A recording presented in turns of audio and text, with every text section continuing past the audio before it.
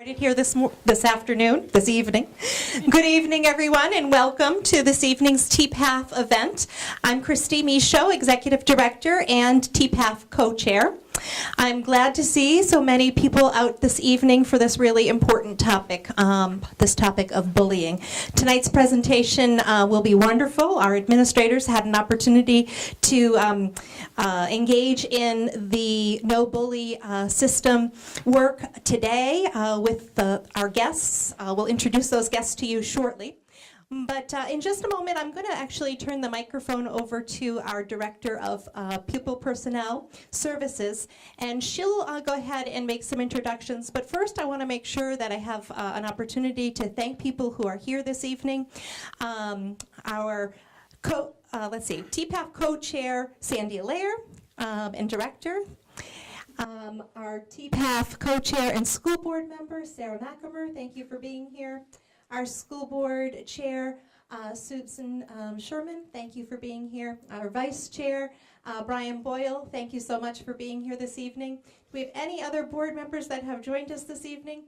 All right, well, we've got parents, we've got school administrators, and we have our superintendent, Dr. Metzler. Thank you for being here. All right, I'm going to pass this microphone on to Susan Rassico, and she'll introduce our guests. Again, thanks very much for coming out tonight. Good evening. This evening we are here to learn more about bullying and how we can empower our children to be better and more resilient. So we have invited the No Bully program leaders that we have been working with today, Jen, and she'll give you a biographical introduction, and also Melissa. So I'm going to turn it over to Jen, and then Melissa will lead us through the training. Yes, so I'm here from No Bully with Melissa, and my background is in youth development, youth leadership, youth activism, anything that gets kids using their voice, making a difference in communities.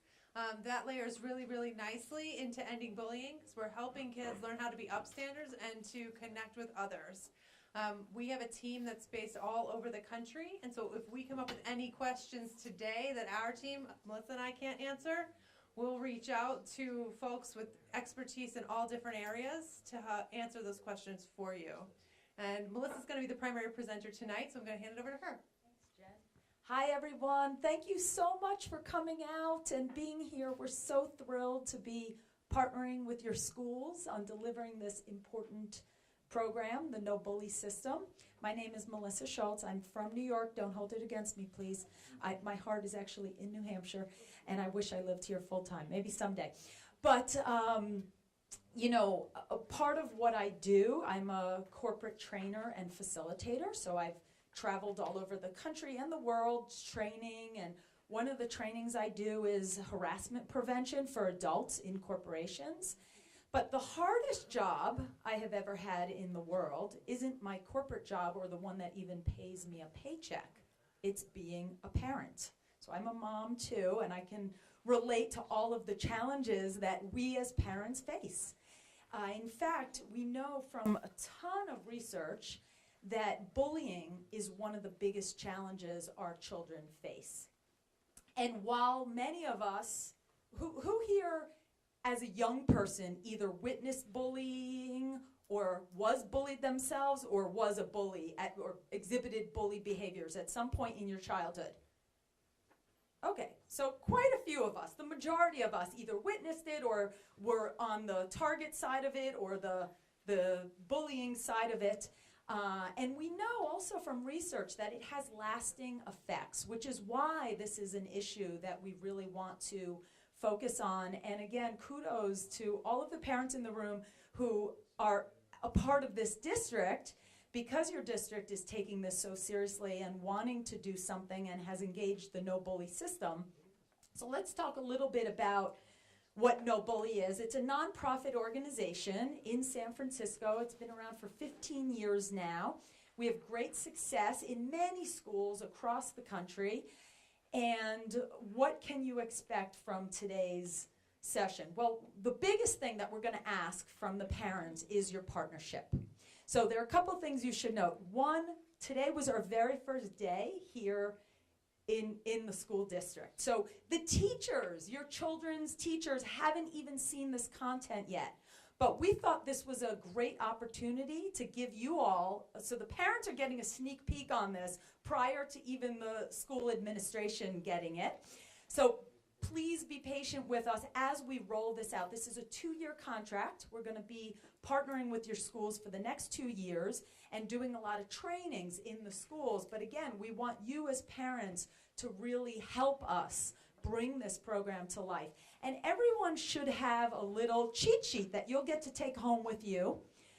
If anyone needs this, Jen can come, or we'll pass some there. Kathy has some copies. So if you didn't get a copy of this, we can make sure you get one. But we just are giving you 10 ways to bully-proof your child. You don't have to read this now, but take it home with you. There's some great resources also on the back section, so we offer this to you as a resource. First thing we're going to talk about today is what is bullying, right? So that's one thing that we can get caught up in. And even myself, prior to doing this work, was a little confused about what is the definition of bullying exactly. You know, what is the difference between bullying and conflict, right? Because sometimes it's easy for us to sometimes confuse the two. So we'll talk quite a bit about that. We'll talk about how your school is going to come on board with this No Bully. We call it an intervention. It's not really an initiative. It's a system. It's an intervention. It's a way of changing the culture. But again, we can't do this without parents' help. So your school's on board, which is terrific and wonderful, but we're really going to reach out to you as parents to help us with this.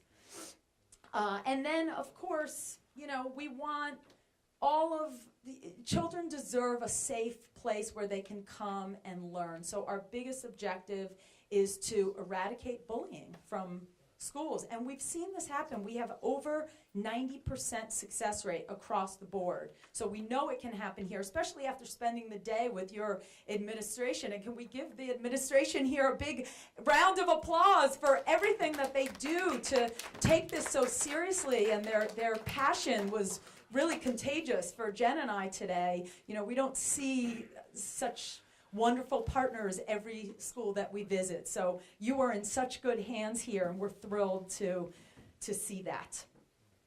Okay, so the next thing we want to talk about, just so we can all understand it, is what are the causes of bullying? And then we'll talk a little bit about one of the factors of the No Bully system is we're going to actually train staff members at your children's schools to be solution team coaches. And we'll talk to you a little bit about what that means, and we'll even show you a video of what that looks like so you know what to expect. And then the last part that we do want to spend a nice chunk of time on is how you can support your child. Because I'm sure many of you can relate to this, but sometimes me as a parent, when I even think about my child being put in a precarious situation, or when I think about another child mistreating my child, I can go crazy mama bear on them, right? Does it ever happen? Can anyone relate to this as a parent? People are like, no, and I know you're all lying. Or even the dads in the room, right? It's like, you know what I'm talking about. So we're going to talk about strategies for us as parents to also keep our emotions in check. And how do we self-regulate when we see something like this happening to our students? We're going to learn to be really good detectives. So sometimes, you know, we'll talk about the different types of bullying. Sometimes it's hard to detect. And, you know, let me be honest for a second. Sometimes when my kid is off doing something, you know, playing with the phone, does anyone feel like, oh, thank goodness I'm getting a break, right? And do I really want to engage? Yes, we're going to talk about how important it is and what you can do as parents to really be there, especially in one particular realm of bullying that we'll talk about. So what do you think? I'd love to hear from some of the parents in the room. What do you think is the best predictor of your child's success in their adult life? Who wants to be brave and throw out a thought here? I'll start. Yes, please. Building relationships with others. Why'd you have to get it right on the very first round? We're supposed to hear a bunch of wrong answers. Being a student, much. What's your name again? Sue Sherman. Sue, thank you so much, Sue. Right. So we know that the ability to make and sustain friends and build those relationships, this is humans are wired to do this. We're wired to have connections. This is so important. And I'm not talking about having 4,000 friends on Facebook, right? Or this many people following your Instagram. I'm talking about real connections with other humans where we can even have conflict. You know, I don't know about any of you, but I was taught as a young person that conflict is bad. You don't want to have conflict. No, another great thing that we can help our children with is conflict is a part of life, and conflict isn't necessarily bad. Conflict is actually healthy and normal. Anyone else here have conflict with their significant other, or is it just me? At times, you have people, no, never, we never. Well, I mean, do I still love the guy I'm married to? Absolutely. Do I want to kill him sometimes? Absolutely, right? But we have figured out, as adults, we figure out healthy ways to work through conflict. And we have to help our children learn those healthy ways too of dealing with conflict. So we'll talk a little bit about that. And, you know, we're going to talk, the visuals that you're going to see in this presentation today are geared towards the younger ages. But please know that the no bully system works with 4-year-olds up through 12th graders. So, and we're going to be in all of your schools. So the pictures you see today, for those of you, for the parents with older children, it might look a little weird, like that's not my child, and the videos are geared towards that younger age, but note that we do this at all levels across the board. Any questions so far? No, everyone is tracking? Okay, we know also that children, as they grow up, so we talked a bit today about the needs of a 4 or 5-year-old and the need to fit in. I mean, of course, 4 and 5-year-olds want to fit in too, right? But it looks very different, right? As a 4th or 5th grader, all the way up to high school, right? And at that 4th and 5th grade, it really intensifies. It's like, I feel like I will die if I'm not accepted by that group. I mean, some of you as parents of that age, you can relate to that, I'm sure. So yes, it matters so much. Has anyone ever heard of Maslow's hierarchy of needs? Raise your hand if you've heard of this. Yeah, okay, so this theory has been around since I think 1943, a long time. And what Maslow said basically is that as humans, we have a hierarchy of needs. And unless our needs there's a foundational point here of psychological needs, and there's a need for safety, right? Unless we're getting our needs met towards the bottom of this pyramid, the psychological needs, the need for safety and belonging, we can't go any higher on this. So that's why exclusion can be so damaging, because we won't reach the top of the pyramid if we don't get those basic needs met, which is why it also is so important, and why it really makes us stop and think that maybe instead of focusing just on the problem of bullying, can we flip it? And can we think about not just stopping bullying when we see it, but can we think about creating an environment in all of our schools that is truly inclusive? So it's like the opposite of not just shutting down the problem, but flipping that and creating an inclusive environment where everyone feels respected and welcomed and part of something bigger. Because again, this is tapping into those basic needs. That makes sense? Everyone tracking? Okay, so what is this meant to show? I want everyone to just take a deep breath. This subject can be emotional for some of us, right? Does anyone get emotional when your children are telling you stories about things that might be happening? Again, everyone's going, no, not me, and I know you're all lying. This can be a very emotional subject. For some of us, for me, it reminds me of when I was bullied as a child. For some of us, it might remind us when we were children, maybe doing the bullying, maybe we feel guilty, right? It can bring up a bunch of different emotions. For educators, it can bring up emotions too. So let's remember, just if you feel emotional, if anything comes up, take a deep breath. We can mirror this for our children also, ways to self-regulate, right? When we're angry at home or when we want to lash out, especially when I go into that mama bear phase, even if there's another 5-year-old who's doing something for my 5-year-old, I want to step in and strangle them, and then I have to think, no, Melissa, do your deep breathing. You're the adult here. They're just a child, right? So it's very good for us to think about the things that trigger us as parents and just be aware of those. Watch them happen. I also want to just ask you all, the parents here, a big favor, and that is to keep the respect tonight and the conversation very safe. So, we're not here to talk about anyone's individual issues. If you have individual issues, Jen and I are around afterwards, and also we would recommend talking to your, start with your child's teacher or school administrator. But for the session tonight, can everyone just agree that we're going to focus on just learning some of these tools? Is that fair to ask? And if you have individual issues, definitely we can talk afterwards. Great? Okay, so let's dive into how students bullying, because this could look very different. Does anyone think that bullying today looks different than it did when we were all kids? And I know we have a variety of ages here in the room today, which is great. I'm in my late 40s, but I think it looks different. Everyone is agreeing it looks very different, right? So what is bullying? Let me show you an image. So I'd like to hear from you.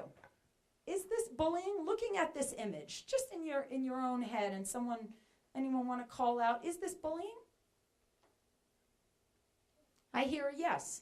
Anyone else think this isn't bullying? No. Okay, great. So how can two people, and maybe the room might even be split 50, how can two groups of people or different people look at this image and one person think it's bullying and one person not so sure, right? Could this be bullying? Could it? Is it possible? Yes. I think we all agree maybe it's bullying, right? We don't know enough from this picture. Could these boys just be wrestling and play fighting? Sure, I see this all the time, right, with friends of ours. So one of the things we're going to have to learn how to get, and I know we're already doing a lot of this, but one of the things we want to ask you to do is put your detective hat on, right, as a parent, and go deep. When you hear these things, do some detective work and try and figure out, is it bullying, or is this just conflict, or is this kids having fun roughhousing? So from this image, perhaps we don't have enough information, but it could be, and so it's worth investigating. It's worth doing some detective work. What is one type of, if this is bullying, what is the type, what would you call this type of bullying? Because we know there are 4 different types of bullying. What would you call this? Physical, yes. So physical bullying, and interestingly, physical bullying can cover a bunch of different things, including something like, which may not be intuitive, but someone stealing someone's, if someone stole my books or my book bag, that actually is considered physical bullying, right? But this is pretty self-explanatory, I think. What is another type of bullying that's not physical bullying? It's another type. Verbal, yes, thank you. Verbal bullying. And so, does verbal bullying happen sometimes? Yeah, absolutely. What do you think happens more, physical bullying or verbal bullying? Verbal, yes. And why is that? Why would verbal bullying happen more than physical? Easier. It's easier to do. It's easier to get away with. It's, in this day and age, it feels like if I walked over and just gave Jen a big punch, you'd all look at me like that. That was wrong, right? But if I just walked over and said something nasty to Jen in passing, well, now I have the mic in my hand, so I can't do it. Lucky Jen. But it's easier to get away with. It's easier to hide, right? What is another way that students bully? Physical, verbal, what else? Cyberbullying, yes, and we'll get to that one in a second, because again, that didn't exist back in my day. That didn't exist, but we know that's a huge problem today. And especially as our children, for those of you who have older, middle school and high school, that becomes increasingly a bigger problem. What's another type of bullying that we haven't talked about? Or what's a bullying behavior that you think doesn't fall into the camp of physical or verbal or cyberbullying? Exclusion, yes, thank you. And we call things like exclusion relational bullying. So relational bullying also has different behaviors.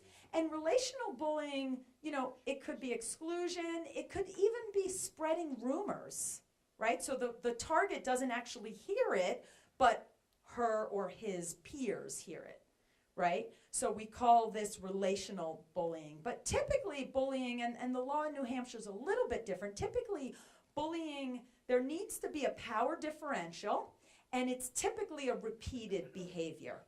Although in New Hampshire, it doesn't have to be repeated to be considered bullying.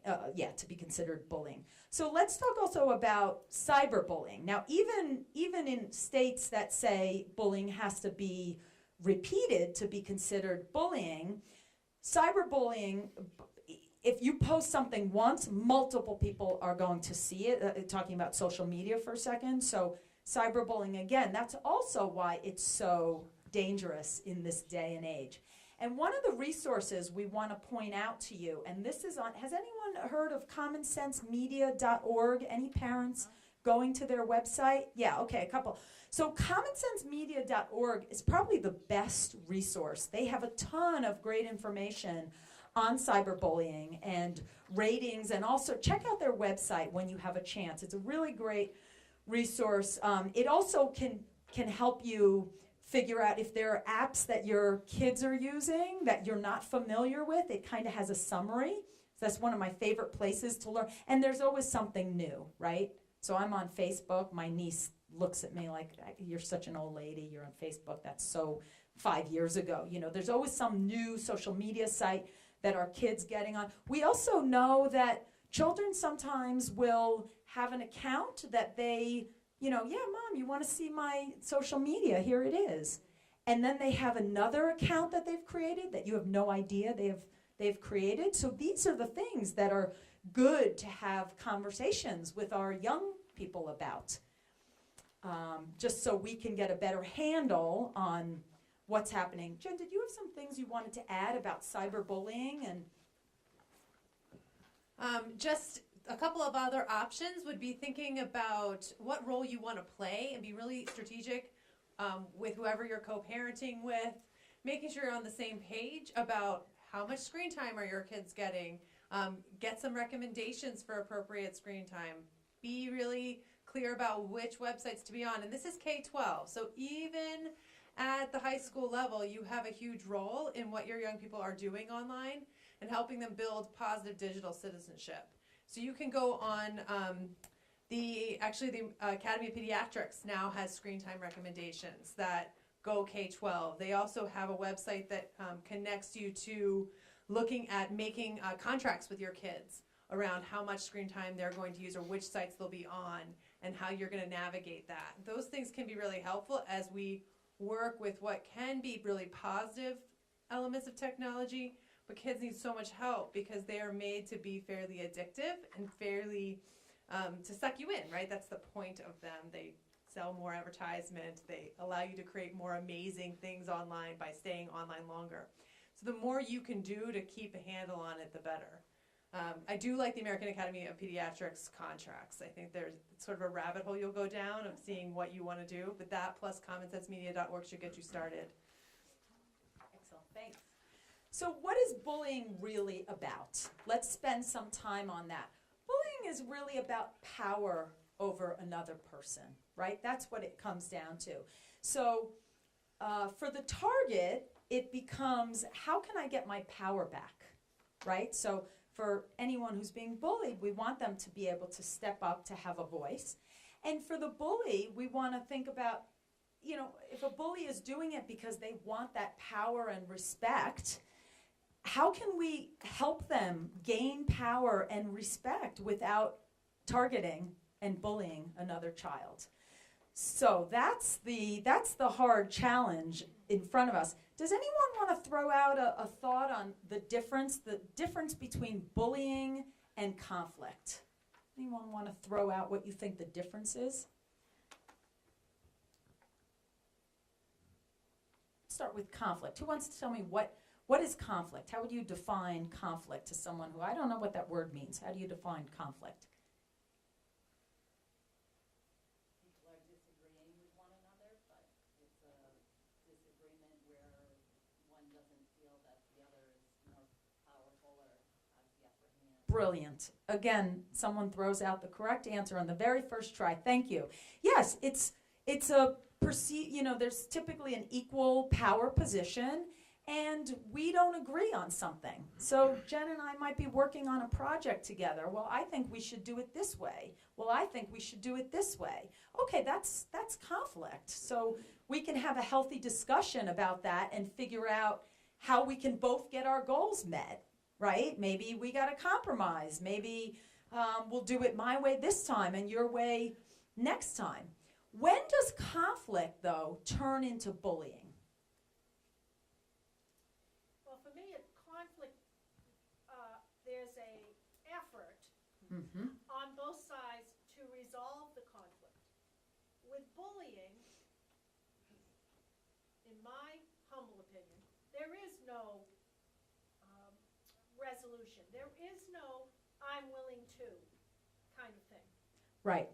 Thank you, Sue. That was a great description. And one of those reasons is because typically there's that power differential, right?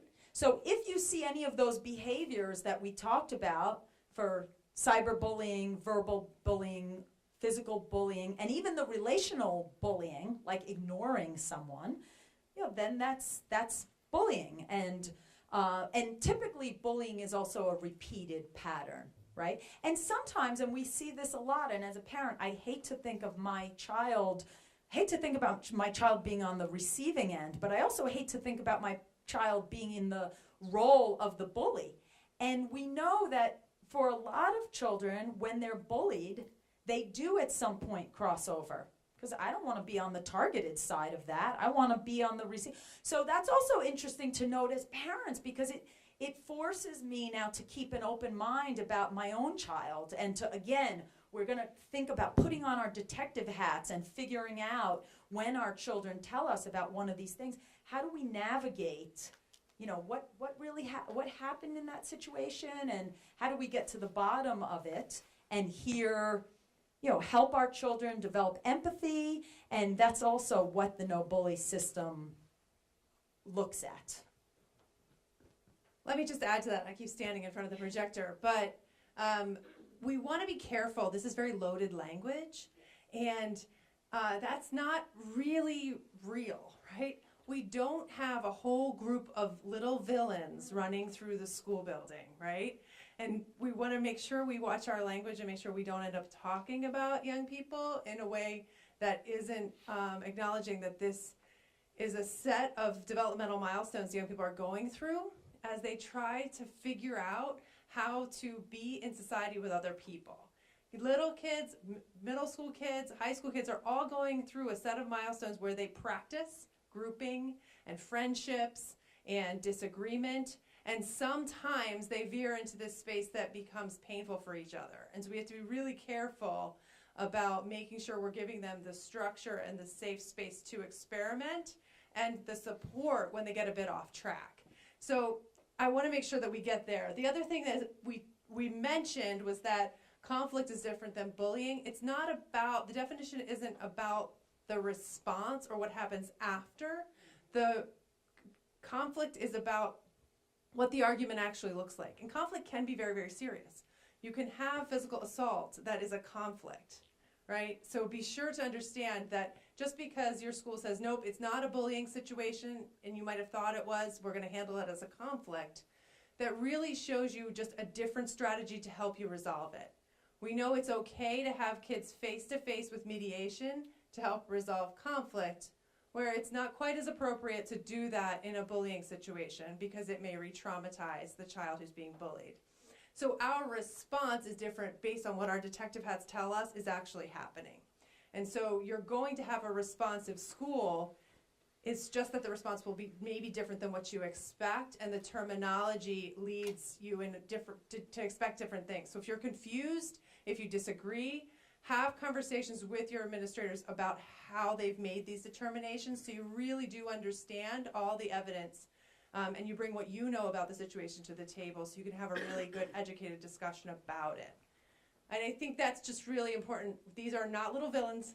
They're kids, and we're going to work closely with them to help them heal each other and do the right thing for each other, because we know they're super powerful in creating positive environments. Any questions on that? Any questions related to that? Okay.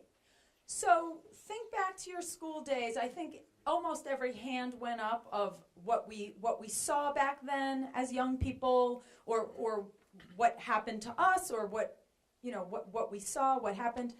We know that bullying affects in the US 20 to 30% of students, right? So if I told you that this year in your school district 20 to 30% of students were going to get the flu, let's say, or some other, have to have a root canal, we'd say that's an epidemic, right? That's a huge number, almost a third, up to a third.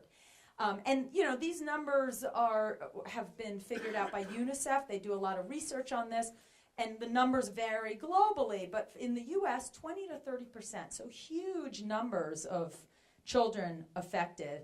And that's because you report. Right. And we know that also bullying is underreported. So great point, Jen. So the actual number is probably much greater than that, but we know 20 to 30% are reporting. So while bullying happens across the board, or the bullying behaviors happen across the board, typically it's because of differences, right? Children are often targeted because of differences. They don't have the right clothes, they're less attractive, or they're more of something or less of something, right? They're too thin, they're not thin enough. So we also have to think about, when we think about bullying and how to change a culture of bullying, we also have to think about how do we embrace a culture of diversity, and how do we create a culture of inclusion, because we know that bullying targets diverse situations at times. So, and just by the way, these are the type of targets that bullying can sometimes, that bullies can sometimes, or children who are bullied can be. It could be over race or national origin, color, religion, disability, gender identity. And this could be either actual or perceived. But the thing to note is, not every child with a disability will necessarily be bullied, but we know the statistics are much higher for children who fall into a different camp. And perhaps you've seen that too in your own experiences. So what we work with the school to do is to think about how will we create some extra insulation, how do we be even more inclusive about those groups of kids, right? So that we're having our staff keep an eye on everybody, but we know that these are groups that are disproportionately affected, and so the teachers really work hard to pay attention to all the relationships and what's happening for kids who may be in one of these groups that is a bit more vulnerable. So we're going to watch a little video now and then talk about it.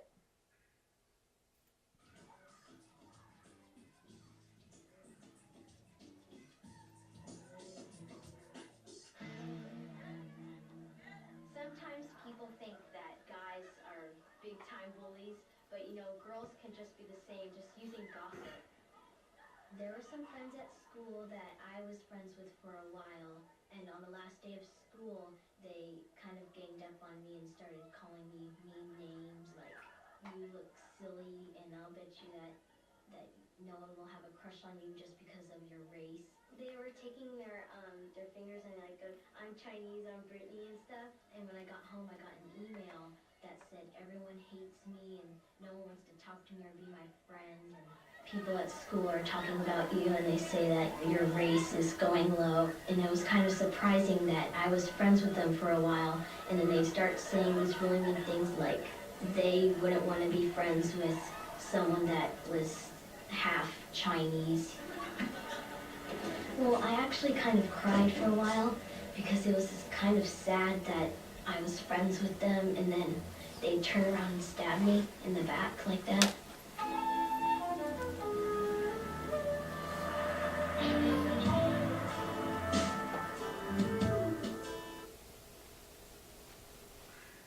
Okay, so what's the reaction? What kind of emotions did that stir up for you? Anyone want to throw out how you felt? Just an observer here. You know, What's just- that? I really appreciate you guys putting this on tonight, so it's not so much how I felt, you know, I'll be honest with you, that it's, from my capacity, you know, from a school board thing, I'm just here to be supportive of the event tonight versus. Excellent. Versus how I feel, that's all. Thank you. Does anyone, though, want to share how they felt when they saw that? Yes? Yeah, as a parent, it's sad. Sad. Okay, what else? Anyone have any other feeling? A little angry. A little angry? Okay. It's upsetting. It's upsetting. Powerless. Powerless? Yep. You wanna protect her? Want urge to protect, right? Great. Anything else? Yeah, it's actually quite normal to have a wide range of emotions, and those are the ones we typically hear, right? Because it taps into, seeing something like that can tap into our own empathy. So now we want to give you a chance. I want the parents who don't work here at the school to pair up with another parent, just in teams of 2, if you will. And we have 3 questions we're going to show here. We want you to just focus, pick one of these questions and just take turns hearing, pick one of these questions that you'd like to answer and share your thoughts with your partner. And then switch and have your partner pick one of these questions and share their thoughts back with you. We're going to do this as an individual exercise. And for the folks who are watching the live stream video, just think about how you would answer one of these questions, or all of them if we have time, but pick the one that most speaks to you. We'll take a couple minutes for this. And if you are a school administrator, you guys can work together. Yes, yes, administrators still get, oh, Kathy, come on, Kathy. I'm with these guys. I gotta get my different. Someone better.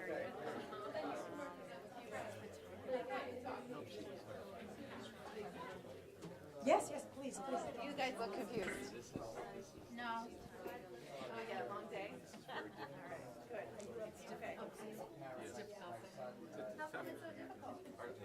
Different world. My kids are your age.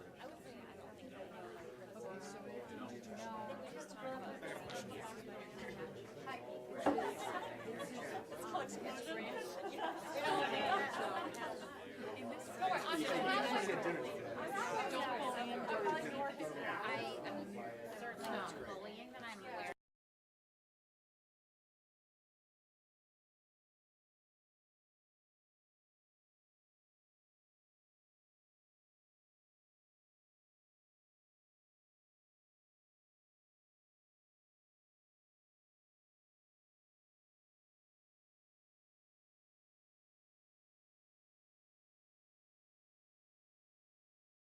Switched and given your partner a chance to talk, this would be a good point to switch so the other person has a chance to answer one of these questions.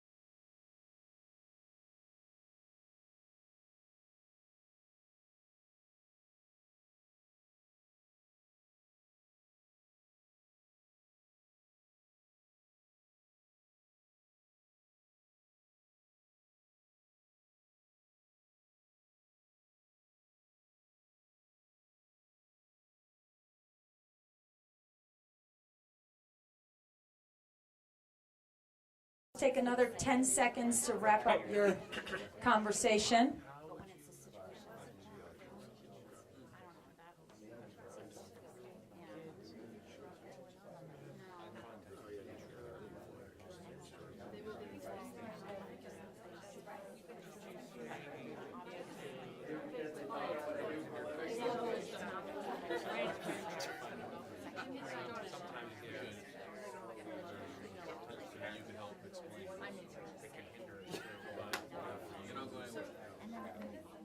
Okay, let's come back together. Any brave soul want to share one of the insights that you yourself, don't share what your partner confessed to you, all these emotional feelings, but anyone want to share something that they shared with their partner? We shared we're both Italian, and our first reaction is, let me make you macaroni. That's me too, yes. I'm Italian. Macaroni solves everything. I love it. Thank you. Grazie, grazie to all the Italians. Nice sauce going, and we can have macaroni, and then you can tell me what happened. And we'll talk about it over macaroni. Beautiful, beautiful. Anyone else want to share something that they shared, maybe from this side of the room? Okay. Yes, Jen. I have to call my mom. I can't do anything before I call my mom. I can't react first. Excellent. Call your mom. Yes, that's a good strategy for all of us. Always call your mom. Terrific. Thank you, everyone. And it seemed like there were, from what I heard walking around the room, it seemed like, again, this is an emotional subject. We all have something to say, and it's great to have these conversations. Have these conversations with your parent friends. Have these conversations with your co-parenting partner, right? The more we can talk about these things, the less triggered we may feel in those moments when we're feeling triggered. So let's talk now about the causes of bullying, right? We've talked about a lot of, Maslow's hierarchy of needs and all of these other things. Let's talk about the cause. So what causes bullying? Well, that's the million-dollar question, right? If we could solve that, we could solve this problem. So typically, what we think is the problem of bullying is Joey or Josephine, right? She or he, I love how Jen said, we don't have a bunch of little villains running around. Yes, we do. That's the villain, little Joey, or imagine a female version of this. You could imagine a teenager, if you will. Well, what happens if we think Joey's the problem, right? And Joey's been bullying my kid, blah, blah, blah. Joey's family moves away. Thank goodness they're moving out of state. I never have to. Does the bullying go away? No, the bullying does not go away. Why not? There's always another Joey. And why is there always another Joey? Because bullying is actually a systems problem. It's not an individual problem. And again, it's not, even one child who's acting out these bullying behaviors. It's a systems problem. So if Joey is here in the bullseye, right, in the center, and yes, he's doing some verbal bullying or cyberbullying, or insert your choice of bullying here that Joey's acting out. But we have a bunch of other children standing around. And sure, I may not say anything when Jen, right? Jen's bullying, and I see it. I don't say anything. Well, now I'm complicit in the bullying because I'm not standing up, right? But again, that's a skill set we have to learn. So, and it's beyond this even. Our teachers, try and they're going to step up, of course, and interrupt bullying, but teachers can't, they don't have eyes. Well, they do actually have eyes in the back of their head. As from my childhood, I remember having eyes in the back of the head. But we have to go beyond. The school cannot solve all of this problem because, again, this is a systematic thing. It's beyond this. What sort of messages are they getting even from watching us, right? From watching us interact on social media. And I'm guilty. I'm one of those hot-headed, I can say this, I'm Italian, I have an Italian family. I'm one of these hot-headed Italians. So for me, that's a good thing to recognize and think, what kind of behavior am I role modeling when I yell out my road rage on the street. That jerk cut me off, right?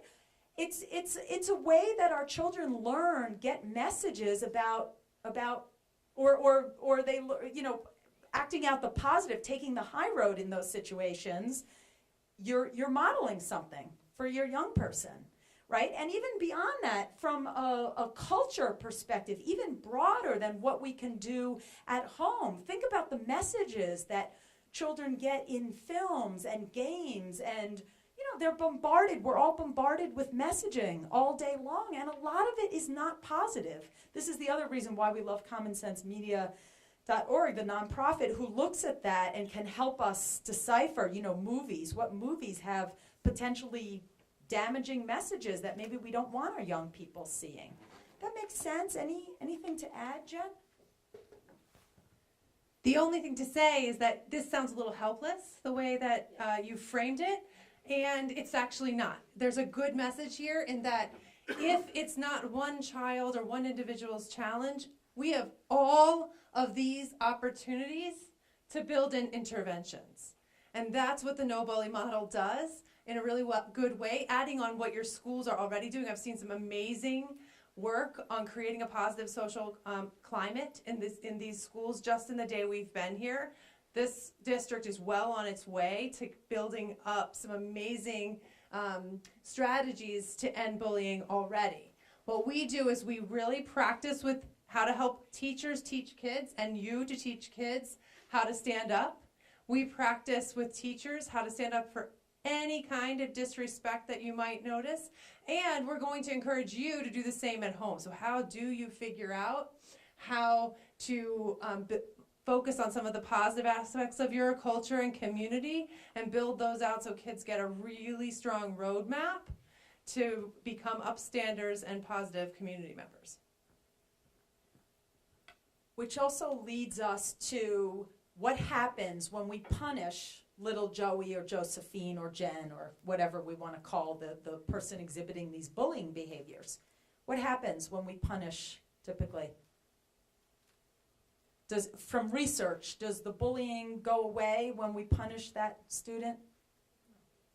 Not usually. In fact, sometimes the research shows the bullying can actually get worse, right? Because there's retaliation.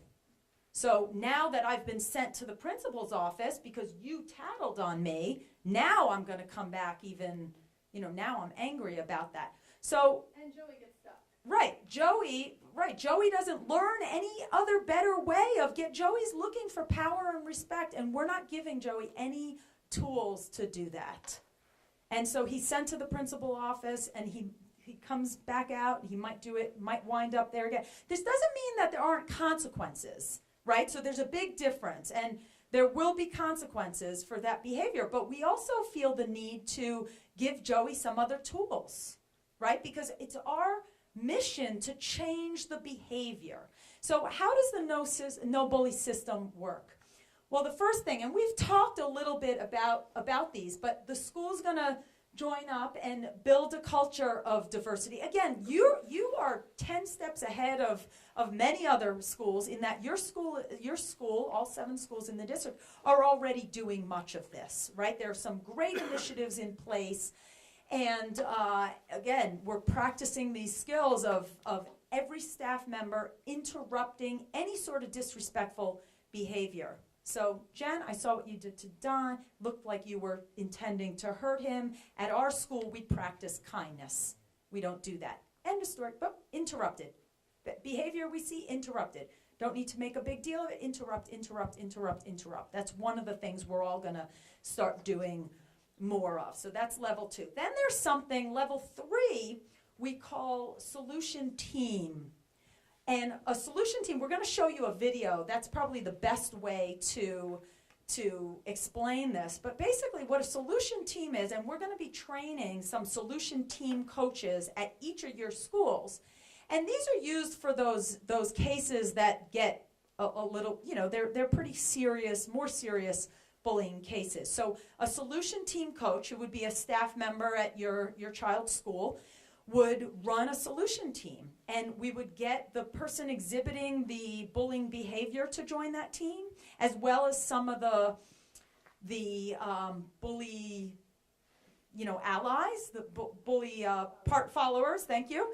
And the child who's targeted would not be in that first solution team meeting because, as Jen mentioned, we don't want to re-traumatize someone who's been targeted. So we're going to start with that, and I'm not going to say too much more because I do think the best way to explain how a solution team works is to just watch a video. And then the last part is implementing an empathy building action plan. So that's the goal, and that's at the bottom line of what the solution team does too. It's enabling Joey to have empathy so that his behavior can change. And we know that our children, again, they're not little villains. They are capable of empathy. We see that at all levels, right? Even a 2-year-old, 3-year-old can have empathy all the way up. So with that, we're going to show you a video. Don't you know how to do anything? Loser.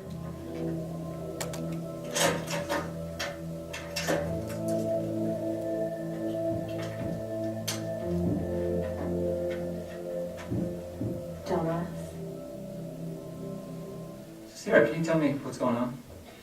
Well, during passing period, when I try to go to my locker or during lunch, sometimes they would come up and tell me not so nice names to me, or when I finish getting my stuff, I think it's not making me feel okay. I think it's sort of affecting my grades and how I'm doing in school.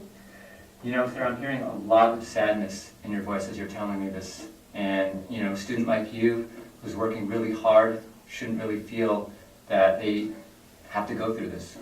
The solution coach combines empathy with validation to show Sarah that he understands her situation.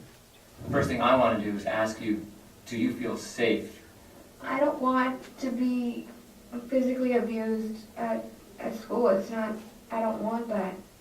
What we have at school is we've got solution teams. The coach's job is to explain what a solution team is and to ask the target if he can create a solution team for her.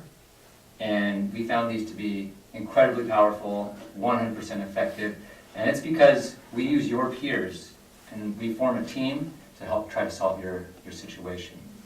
I don't know if it's okay because I would feel terrible if they'd also get bullied because of me.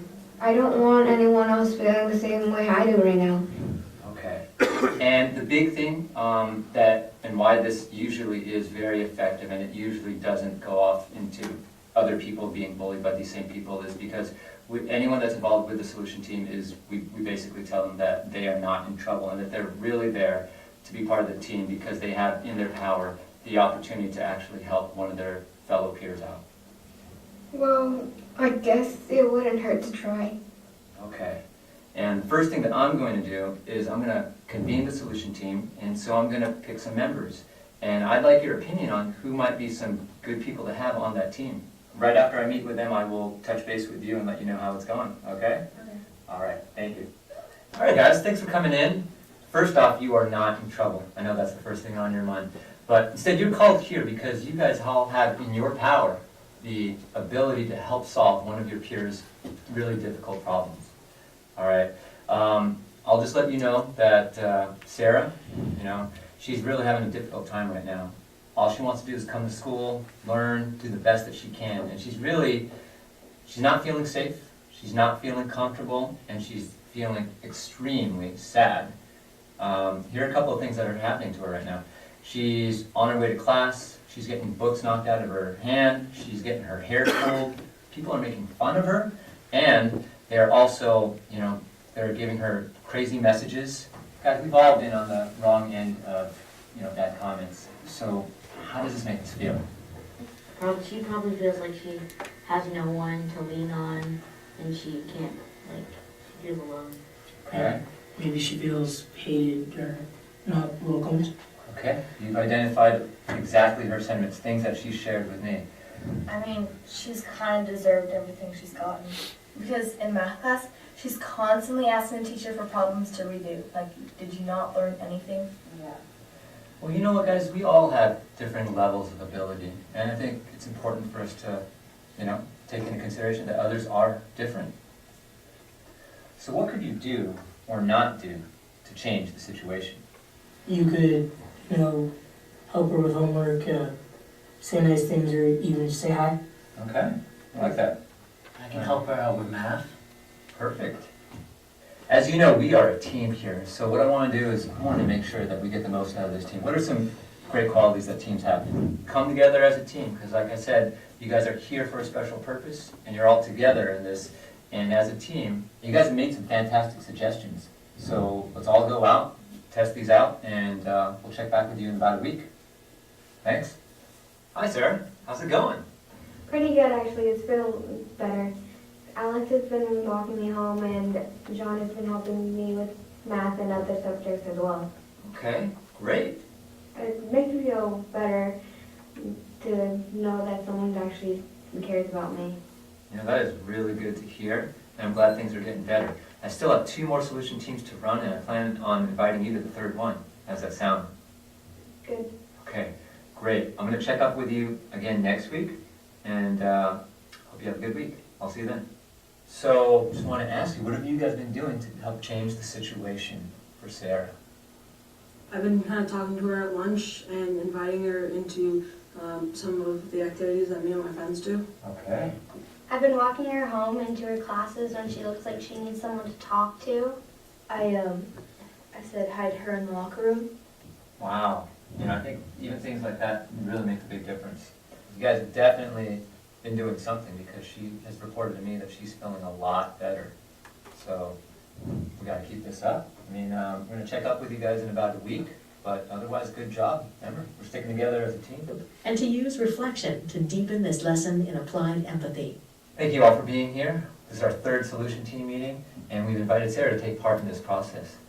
Sarah, would you like to tell us how it felt being part of this process? Well, it actually felt good, because it's nice to know that someone actually cares about you when you're having a rough time. Guys, I feel like you've all done a good job here throughout these last couple of weeks, and just want you to share out how you felt when you heard Sarah was going through this tough time. Well, at first, I kind of thought that being in here, all of you were kind of silently pinning this on me and Alana, but after I saw her being happier, started to realize that what I was doing was pretty harsh, so I kind of took a step back. When everyone was giving their ideas, then I realized that yeah, she is having a hard time, and I should be nicer. I want to thank you for that honesty. And this next part is open up to everyone. What did you feel like going through this process, trying to help out her situation?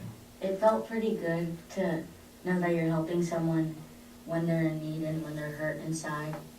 That she wasn't feeling safe, it really hurt me, so it felt good to know that I was helping her.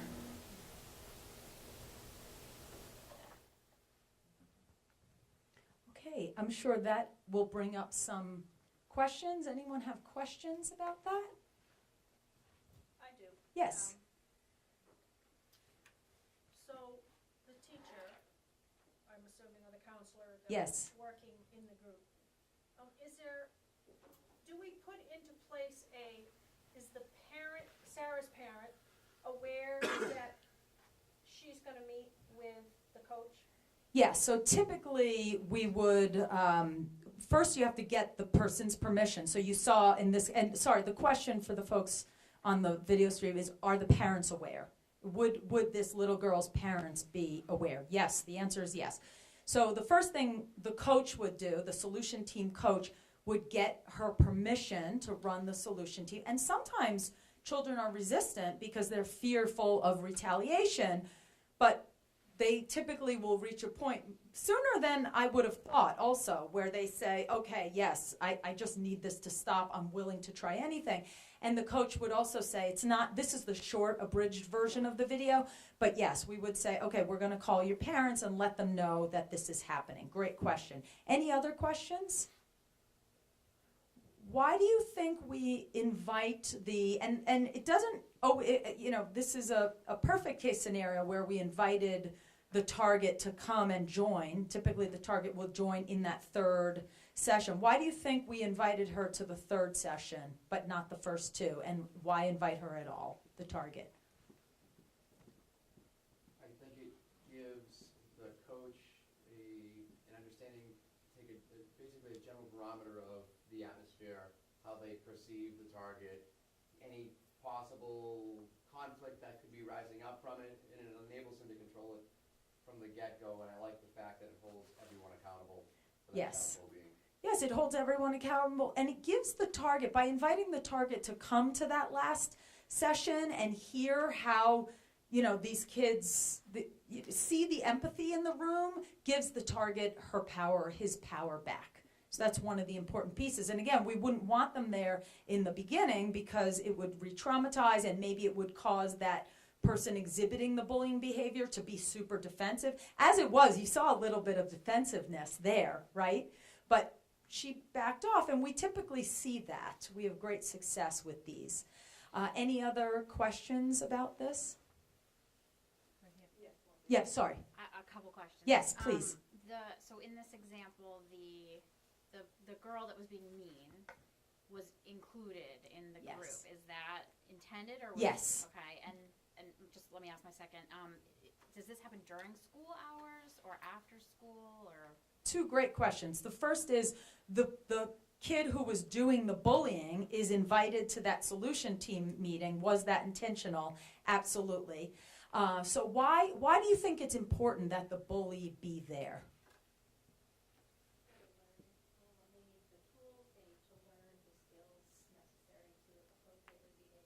Yes, they need to learn the skills, and what we're doing is getting them to have empathy. So remember when the solution team coach asked the girl who was being targeted, he said, actually can't remember if he said this, but a solution team coach would say, if Jen is being targeted, I would say, Jen, who are your friends? Who do you think would be good to be on that solution team? Because we want to have the right balance. We want the bully there, for sure, because we have to teach them the skills and we want them to gain empathy.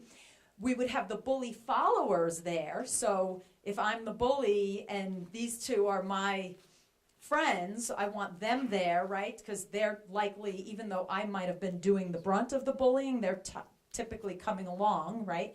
And then we also want to have some of Jen's friends. And sometimes the target will say, I don't have any friends.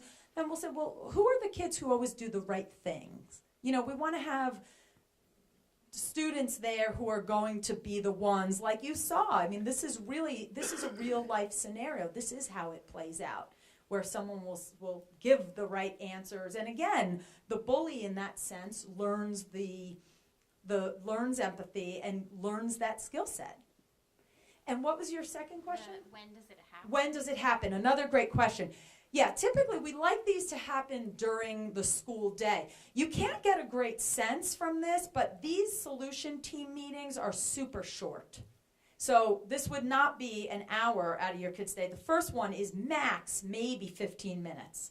And then the next two are even shorter. These can be 8 minutes, 10 minutes. So it's super quick. They would happen 3 weeks in a row. Session 1 happens 1 week, session 2 the next week, and the third one the week after that. Great questions. Yes. I just want to add one thing. So you're going to be, and I'll answer your question as well. So this experience of a solution team is done just as much for everybody else in that room as to help that one child change their behavior. Again, this is actually something that we do after all consequences have been given to the person who's actually had the trouble being unkind. And so in this work, we're giving kids more tools on how to be an upstander. How do I go into a scary situation and do something kind for someone? How do I keep being the person who makes a difference in another person's life? And so these are really fun experiences. If your child's selected for a solution team, it's likely because we know your kid is going to make a positive difference in the community. We don't do this for situations where we don't think the outcome is going to be really, really positive. They are a lot of fun. You're going to hear your students want to be on solution teams because they make young people feel powerful and they make a real difference. So you had one more question. Yeah, I was just wondering, how is the target, how does the coach know that someone's a target? I mean, is that just they have to come to them, or is it by them? Right, good question. And so that's where the rest of the no bully model fits in. So that level one is creating a great social climate. Level 2 is interruptions. Usually somewhere in level 1 and level 2, you're going to, we'll be working with your school to look on the pathway of how does a young person get help. And we'll work with the administrators around that. You guys already have an excellent anti-bullying policy, which helps make a clear pathway for a young person who somebody says, my detective skills are on, I feel like something's going on. Then that adult is responsible for going over and checking in with that child. Or a child might report to a friend, and hopefully we will be working with all of our other friends to realize if it's something serious, I need a trusted adult, and I'll tell someone and get some help. So we have a whole different structure for that. If your child reports to you something that they're struggling with, the school definitely wants to know. So you can help your child go for help by counseling them through how to go into the school and get help. And you can also send that follow-up email and say, hey, my child is coming to school to talk to you today. Can you please make some extra time? Please let me know if they've talked to you. That way young people can lead, but you can back it up and make sure it's happening. Is that helpful? So the solution team happens after any consequences are done.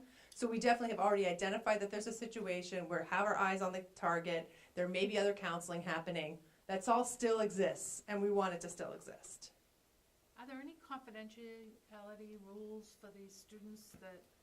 We're careful to use just what the target shares with us. So the target is given permission for us to share a certain element of the story, and that's what you'll see the coach use for the group.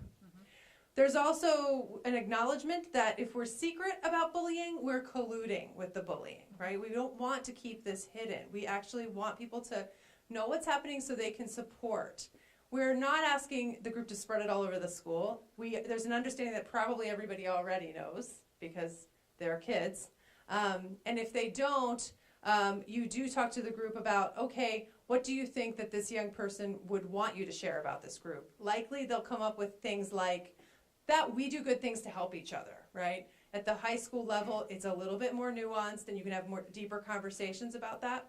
At the elementary school level, we're keeping it, well, is this gonna make somebody smile to say this or not, right? You're keeping it quite simple. The conversation is very different at that pre-K level than at the 12th grade level. A couple questions for the bully side of it. So if you notify the target's parents, do you have to notify the bully's parents? They're informed. Everybody's informed. And what if they don't want to be a part of it, or they don't want the child to be a part of it? Do you still run the solution team without the bully? So you're asking a more complicated question than we probably want to get into today, since this isn't starting in your school until next year. We'll be starting the training by June. But you can work it several different ways. Typically what we see schools do is we put this in the handbook. Again, we're looking at this as potentially a punitive situation still in the way that we're asking these questions. I'm telling you, this is really fun and people really want to do it. And so it does change that conversation. So your parent hopefully will, in your conversation with parents, you're going to be having a conversation that says, okay, my kid's been struggling with this. This is a great way to have them all do something good for the community and be seen as a positive force. To be on the team that's going to come up with a solution, that's the way it's positioned, because that's what we're doing. Yeah, so parents are informed about that, and that's all really super positive. So let's move on from this so we can get into what parents you can do at home, but let's talk more about the solution team if you want to after, because again, this is one element of a big system, because all of it working together is what causes that 90% reduction. We can't just take one piece out. So let's talk about how we're going to coach our children and take some of these principles that the solution team coach learns, right? And how are we going to use them at home? So everyone put up your left hand. Okay, we call this left hand of empathy because it goes over our heart, right? So this is our left hand of empathy. So when your young person comes home and shares this difficult thing that maybe they're going through? What's one of what's one of the positive ways you can react, or using your left hand of empathy? Can someone tell me, what does empathy mean? What is empathy? Yes. The ability to understand how another person is feeling, absolutely. So that could lead me to say, Jen comes home as my child and says, oh, well, so-and-so, Susan called me horrible names at school today, and I could say, oh, I know how you feel. What if I say that to Jen? What kind of response am I going to get? Especially if she's a little older, but even young ones. What response will I get from her? I know how you feel. Have you ever had a friend say this to you? Oh, wow, that sounds rough. I know how you feel. No, you don't. No, you don't. You don't know how could you know how I feel? So what might be another way to say that to your young person? And you could ask them, how do you feel? And anyone have teenagers out there? What are you typically going to get from your child? How do you feel about that? I don't know. Maybe you'll get a grunt. Maybe, it's a clear body language, nonverbal side. I don't want to talk about this, right? So what could be another way of asking to get at that and to really show your young person that you empathize with them? They just shared with you this difficult situation. Jen just shared with me that Susan called her these names at school. We could do something called mirroring and validating, right? So I could say, Jen, I heard you, it sounds like, wow, Susan called you these mean names at school. I can imagine, or if that happened to me, this is how I feel, right? Because now I'm giving her an easy way to say, yeah, that is how I feel. Wow, Jen, if that happened to me, I would feel really angry and upset, right? So that's how, putting myself in my child's shoes, empathizing with what that must feel like, how hard it is. Remember, they're wanting nothing else than to fit in and belong, right? And have this place, and this thing is happening to them, So what happens, though, if we only, when we're talking and coaching our child, what happens if we only use the right hand of empathy? Sorry, the left hand. I'm putting my left hand up and I'm saying, what happens if we only use the left hand of empathy?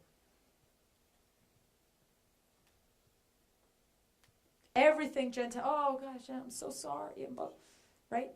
What could be the flip side of that? Well, what are you going to do about it? What are you going to do? Right. So there's another hand, right, that we use. We have to somehow also set boundaries, right? And this is a balancing act. Does anyone feel like parenting is a balancing act at times?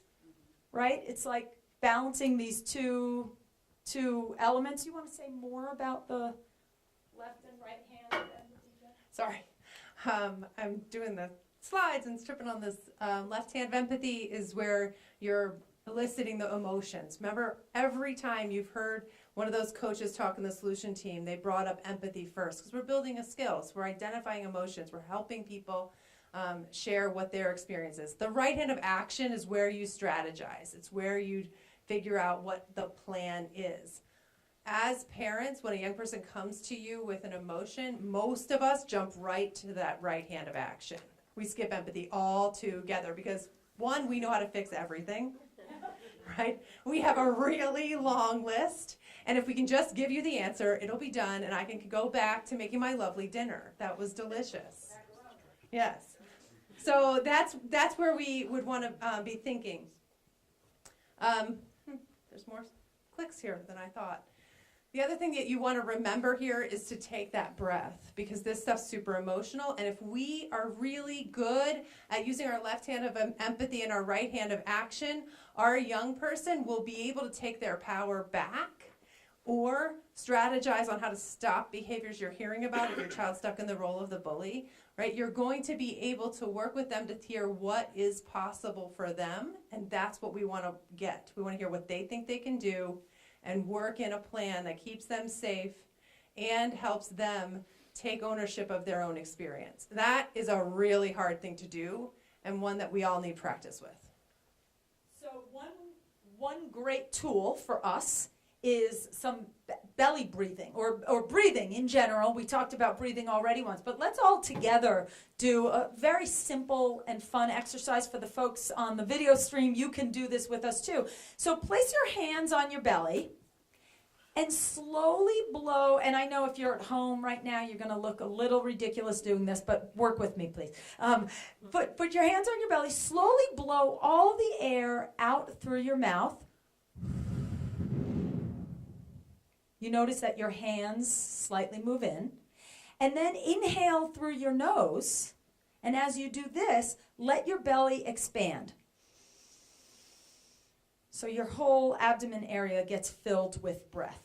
And you notice that your hand moved again, hopefully. And let's do 4 belly breaths together, okay? So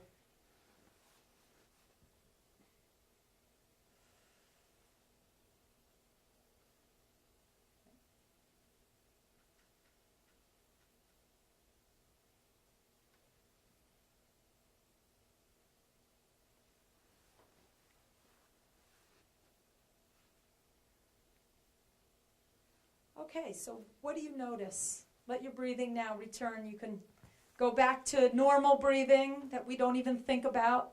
What did you notice about this? Anyone feel different after doing these belly breaths? Relaxing, yes. Anyone wanted to just drop off and doze? It's getting to be that time of night. Yeah, typically this relaxes us. This can calm us. This is a great exercise.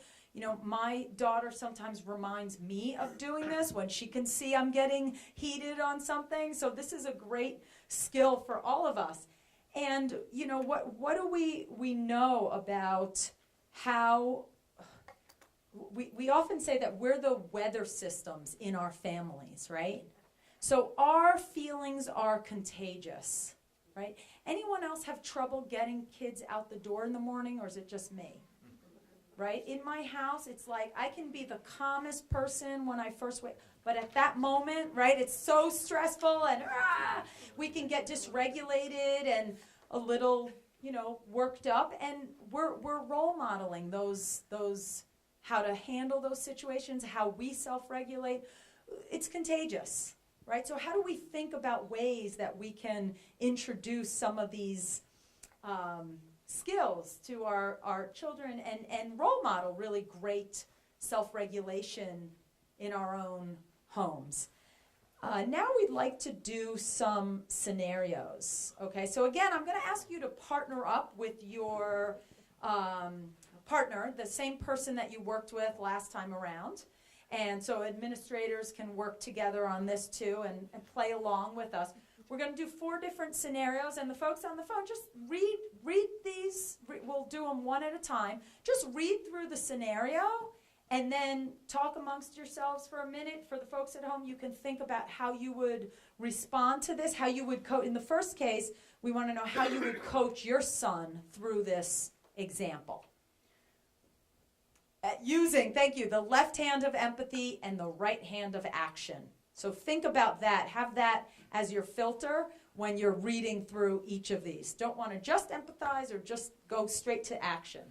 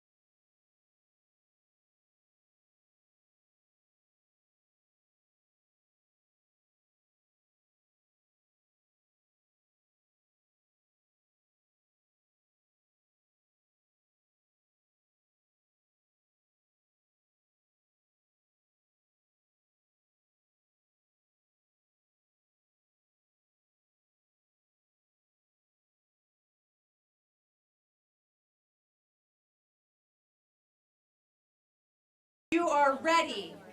So, left hand of empathy. What are you going to say to your son Darius?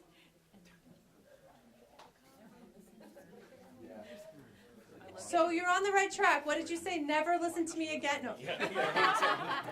But you've got the sentiment here. What would you say to Darius in this situation? Yeah, it's totally okay to apologize, right? And to say, wow, this went a different direction than I expected. Why do you think this parent went to the solution of hitting somebody as stand up, fight for yourself? Why was that the solution Dad went to? They were making macaroni. What? They didn't have macaroni? They were making macaroni. It's a right hand of action. I heard that. What else? What else might have happened to Dad here? Same thing. Yep. Maybe it worked for him in the past. Maybe Dad felt like he didn't have any other answers. Right? They've been through a lot of things. The stuff keeps happening. Nothing's going away. And his toolbox was rather shallow. Right? And we're here to build everybody's toolbox. This is not an uncommon advice that parents give to their kids when they feel really stuck. And so we want to work together to figure out how do we deepen what's possible and be really partners with families, for all the administrators here, and families to be partners with schools so we can strategize when it's this sticky. So left hand of empathy, we now have said, okay, that went differently. How do you feel now, right? How are you feeling? Ask that question. See what you can get out of Darius. I feel bad that this happened to you because of my advice. It looks to me like you feel bad. Is that how you feel? You look angry. Do you feel angry? Did it work? You can have that conversation with your kid, and it's okay to have that conversation. The trick is when we counsel kids towards violence, we do them a disservice for a couple reasons. One, the stakes are very, very high right now for young people when we get to violence. And two, when you get into the real world, that doesn't work. You get fired from your job for punching your colleague. That really, really pisses you off. And we want to think about how do we help kids build real life skills that will help them thrive and become the leaders they're meant to be. And that's why that advice isn't the strongest advice. It doesn't mean your child needs to keep going. What is some right hand of action that you can do with Darius now that this has happened?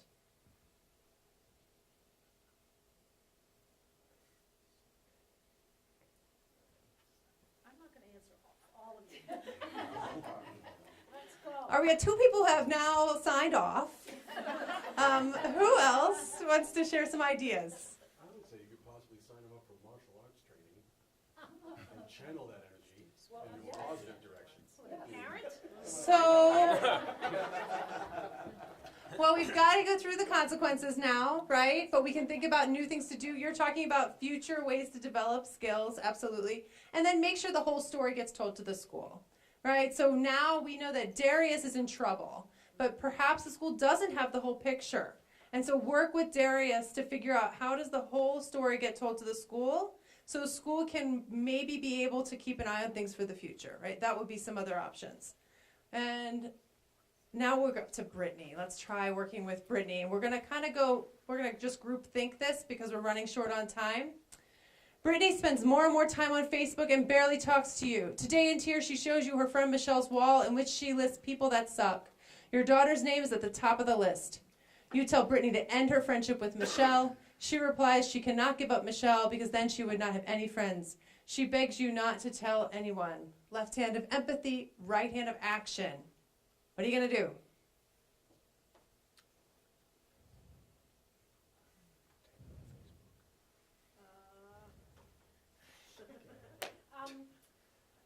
I'm sorry, Brittany. I know are you feeling upset about this friend? And I'd like to tell you that that's not the friend you want to have. But Why can't, this is really hard. Why can't, we are not making easy scenarios. Why can't Brittany give up Michelle? What's going on here? This is true that she can't give up Michelle. Why? What? It's a power play. Because whatever the social structure is, Michelle might be the center, the queen of their social group. other girls that Brittany is friends with, it's just a ripple effect. Yep, potentially. And then there's something even more basic, and that's what we know about Maslow's hierarchy of needs. Yeah. And we know that belonging is critical, and all of us are trying to find the group that we belong in. We also know that it's human nature to cling to that no matter what. So we know that people would rather be hurt than alone. And this happens at all stages of our lives. We can see this in abusive relationships, right? As adults. And so we're asking a young person to go from having friends, even friends that hurt you, to having nothing. It's a very, very difficult thing to do. So what are actually some strategies, after we've been empathetic, that we can help Brittany, keep forgetting her name, with, to, in the future, build her peer group? What else can you do as mom and dad?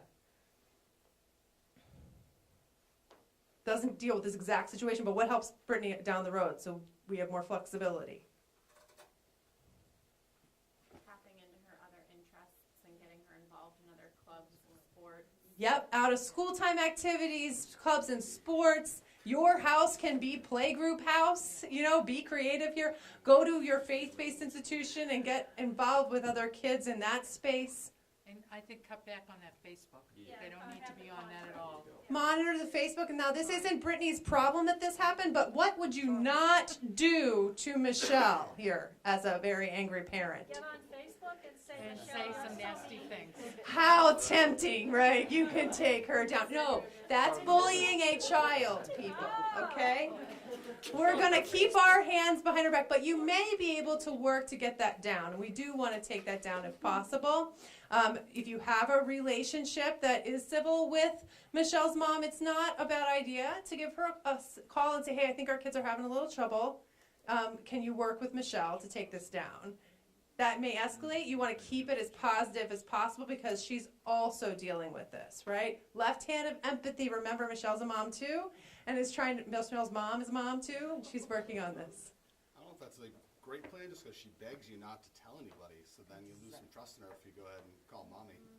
So yes, I forgot about that part of the scenario, but you would work on that, right? And you're going to think about, okay, then Brittany, what can you do? You also want to be very, very careful about social media messages spreading. And this may be one of those moments when you say, unfortunately, we have to get this off of the internet. And we're going to work with the school to do that. We're going to build your team of trusted adults and work together on that. You know your daughter, you know what will work. You are the parent, but it's okay to sometimes work together to make some hard decisions. But you're saying that, but to take it off of Facebook, but lots of times it's on an Instagram and it's gone. Snapchat, So, potentially. Snapchat, Yep. I guess that's a fancy word for it, I don't know. But anyway, that's where Yep, and so then we're working with Brittany. seeing it and everybody else is seeing it, but then it's gone. So you can't, unless you take a screenshot of it. See, I do know that part. You can't save it to even say to somebody, so that Sure. parent is not gonna believe you. Right, but if it is Facebook here, it does say up, and which means it But Facebook continues is to old. spread. It is. So, we've gotten really stuck in the right hand of action, right? Our important thing is preserving that relationship. This does count as cyberbullying, and we want to make sure that the school knows about this, because what will happen with cyberbullying that happens on the weekend and is totally at home? What happens on Monday? Brings it into school. Michelle and Brittany have to see each other face to face. And so that could go bad very, very quickly, right? And so we want to make sure that you have worked with Brittany to make sure that she feels comfortable coming to a trusted adult to share what happened. You've sent that little email that says, hey, Brittany will be coming to talk to you. Please make a little bit of extra time in your schedule. Or did Brittany talk to you today? How do you feel about supporting Michelle in contacting Brittany, or the other way around? Brittany, my daughter. That's Yeah. totally going to depend on age, skill, what you know about both kids. I would talk to school first to get some insight on what they think would be a helpful strategy. Get your team together. If this happened over the weekend, talk to school first. No, I thought before we come to Monday. We don't know what's actually happening. Remember, our daughters are a priority. We're going to deal with that as much as we can. It's not school's job to solve it for you. So what I want to do is that make sure the school's informed and understand so they're ready for whatever could come to school. Gotcha. Does that make sense? We're not trying to redo all social media. right? We're not, and the school doesn't have the power. We don't have that power. We're really trying to figure out how to be confident digital citizens. If Brittany's going to confront Michelle, it's going to be very, very difficult because that is a bullying situation, and you don't want your kids face to face. So you really want a team. This could be a good solution team option. This could be a good option for your family to work on.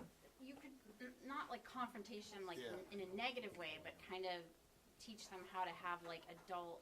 Well, I guess depending on age, but adult interactions. Like, hey, did I do something to offend you? That would be better if it was a conflict. That's a good thing to, but this is actually bullying. So we don't want our target and our bully working out this face-to-face because there's a power difference, which means in this case, Michelle has way more power than Brittany. And so it's going to actually re-traumatize Brittany and Michelle to sort of work this one out face-to-face. Lots of other things you can do that with. So another thought I had was... You need the team.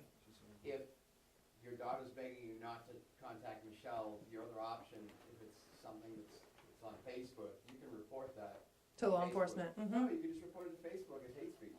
And yes. They'll investigate it, they'll take it down, and they can put you in Facebook jail. But if there's a list, you're not isolating your daughter saying it was your daughter that reported it. Correct. So-and-so reported it. Right. It's going to say this was reported, so... Right, and that's a creative solution, yeah. But you definitely want to think about making sure your child's emotionally supported and they get some follow-up from you because this is the stuff that hits a big emotional toll on kids very quickly. So that's got to be your priority. How is my kid okay? Are they thriving after this? So we're running out of time, so thank you for staying a little late. We have 2 more scenarios that I want to hit if we can. This one's very, very important for parents because it happens all the time. It's sibling bullying. Your 16-year-old son frequently taunts Jose, your youngest son, with put-downs. You tried to stop this behavior in the past, but your 16-year-old always says, hey, it's just for fun. Jose seems tougher than he used to be and no longer cries. Get a call from Jose's teacher telling you that Jose is constantly putting down other students. Ugh. Left hand of empathy, right hand of action. What will you do? Use the right hand a lot.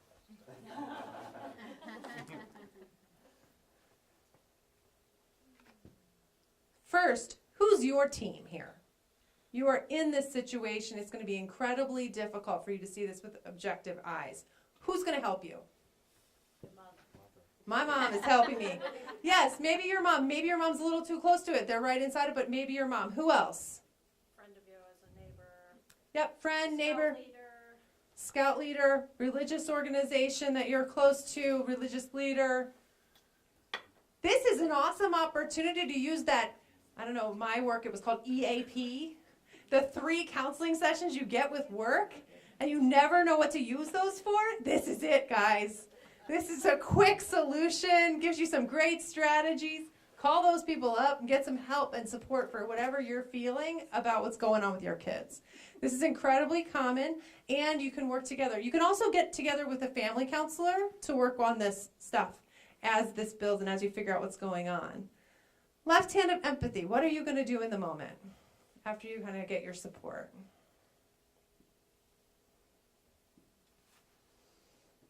You got 2 kids. You can't ever express to your 16-year-old that you're kind of disappointed in him? I mean, is that less empathetic than we need to be? So let's be clear that we are not exchanging the left hand for the right hand. Right. We are opening a conversation with emotional empathy, right? And we're trying to find out what is going on. It's likely that, I don't know your older son's name, but that he is going through something. So by approaching him empathetically and not just with punitive action, you have an opportunity to find out what's going on so we can redirect and help him gain some support that he probably needs. Then you can, of course, tell him that you don't like what he's doing, but that's part of that right hand of action. So you're going to do both. You're also going to help Jose and figure out, look, he's gone from someone who's been targeted to someone who's now exhibiting bullying behavior. And so you want to be really thoughtful about getting behind what's happening with him, right? So figuring out, how are you feeling? Where's this coming from? Getting all that out and then figuring out, how can you come and talk to me? Who's your team? What's your action plan? It's likely about who's there for him. how accessible have you been? Does he have a team in your home that he can come to? It may not be you if you're working all the time. It might be his aunt. It could be an older cousin. But you've got to put that team in place to back everybody up. Does that make sense? So it's complicated. Get some help with this because it will be very difficult to figure out. But having good conversations with both of them, coming up with an action plan, and figuring out how to get some extra support in the home would be really great strategies. And then let's do this last one. Here's where you get to go right to action. All right? Your daughter's sitting in the back of your car between two of her friends. She turns to her friend Rebecca. Do you think Francisco likes you more than me? Rebecca's silent, so your daughter continues, Francisco will never like you. You live in the worst neighborhood. So you drop off Rebecca at her parents' house, and your daughter then turns to her other friend and says, Rebecca's clothes really suck. Where do you think she gets them? The Salvation Army? What do you do?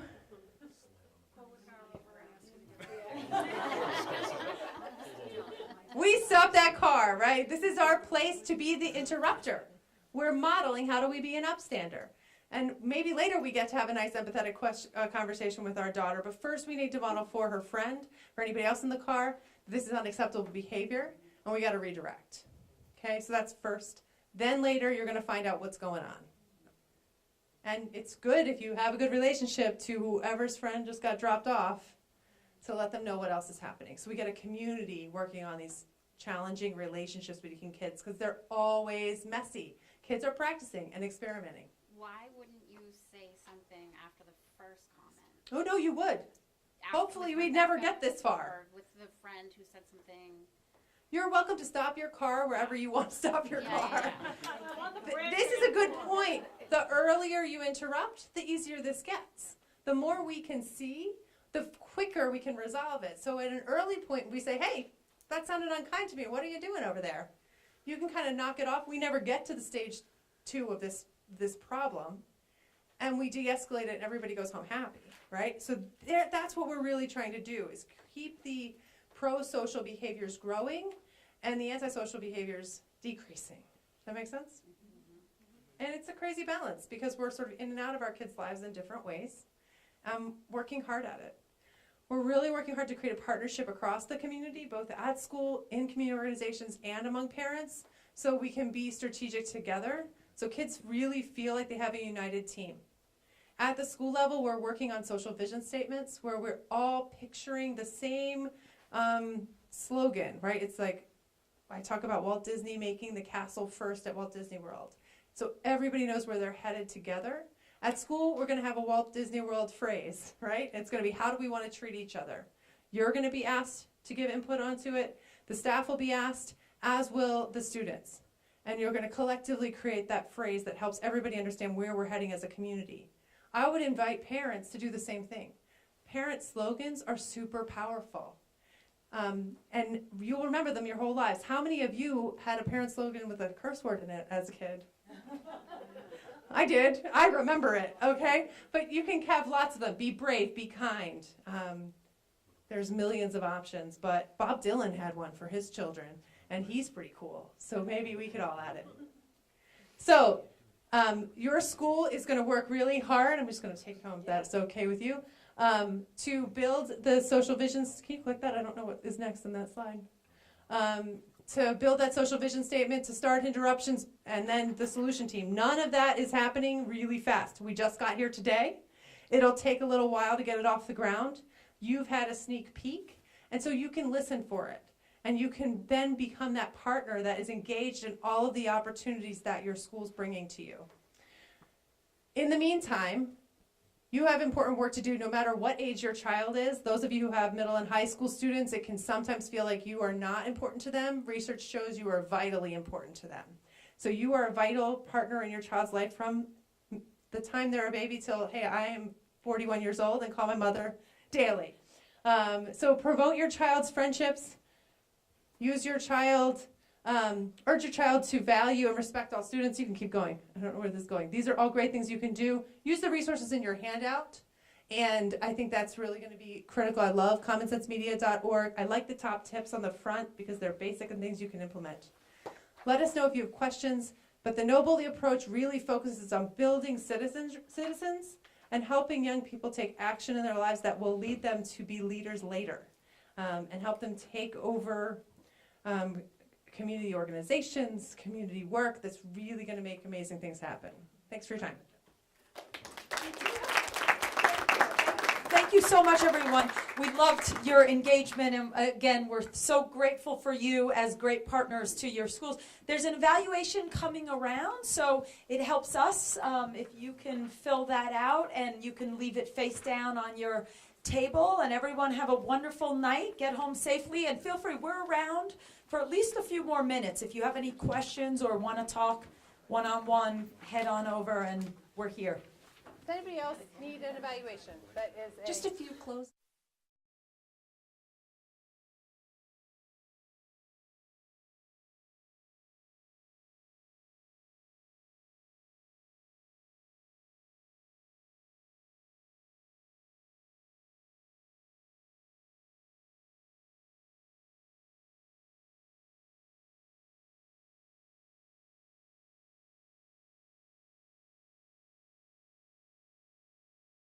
Can't express my appreciation enough. Today, we put before the governor our second round of financing for $250,000. So I thank you so much for your commitment.